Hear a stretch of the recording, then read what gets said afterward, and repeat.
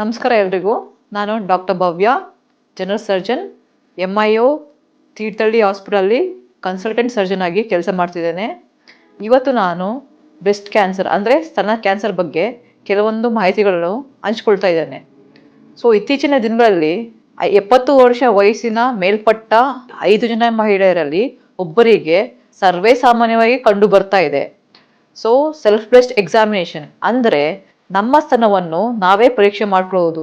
ಈ ರೀತಿ ಮಾಡ್ಕೊಳ್ಳೋದ್ರಿಂದ ಆರಂಭ ಹಂತದಲ್ಲಿ ಬ್ರೆಸ್ಟ್ ಕ್ಯಾನ್ಸರ್ ಇರುವುದನ್ನು ಬೇಗ ಪತ್ತೆ ಹಚ್ಚಬಹುದು. ಸೆಲ್ಫ್ ಬ್ರೆಸ್ಟ್ ಎಕ್ಸಾಮಿನೇಷನ್ ಯಾವಾಗ ಮಾಡಬೇಕಂದ್ರೆ ಮುಟ್ಟಾದ 7 ದಿನದ ನಂತರ 10 ಅಥವಾ 12 ದಿನಗಳ ಒಳಗಡೆ ಮಾಡ್ಕೊಳ್ಳೋದು ಉತ್ತಮ. More than 40 years of age, family history ಇದ್ದಲ್ಲಿ ಲೆಸ್ ದೆನ್ 40 ಇಯರ್ಸ್ ಇರೋರು ಕೂಡ ಪ್ರತಿ ತಿಂಗಳು ಸೆಲ್ಫ್ ಬ್ರೆಸ್ಟ್ ಎಕ್ಸಾಮಿನೇಷನ್ ಮಾಡ್ಕೊಳ್ಬೇಕು. ಆರಂಭಿತ ಹಂತದಲ್ಲಿ ಬ್ರೆಸ್ಟ್ ಕ್ಯಾನ್ಸರ್ನು ಪತ್ತೆ ಹಚ್ಚಬಹುದು.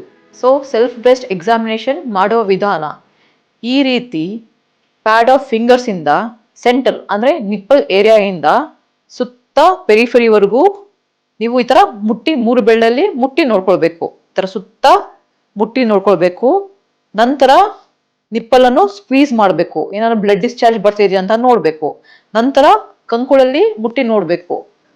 ಮುಟ್ಟಿ ನೋಡಿದಾಗ ಬ್ರೆಸ್ಟ್ ಅಲ್ಲಿ ಅಥವಾ ಕಂಕಳಲ್ಲಿ ಗೆಡ್ಡೆ ಕಂಡು ಬಂದ್ರೆ ಅಥವಾ ನಿಪ್ಪಲ್ ಪ್ರೆಸ್ ಮಾಡಿದಾಗ ಬ್ಲಡ್ ಡಿಸ್ಚಾರ್ಜ್ ಕಂಡು ಬಂದ್ರೆ ಕೂಡಲೇ ಡಾಕ್ಟರ್ಗೆ ಹೋಗಿ ತೋರಿಸ್ಬೇಕು.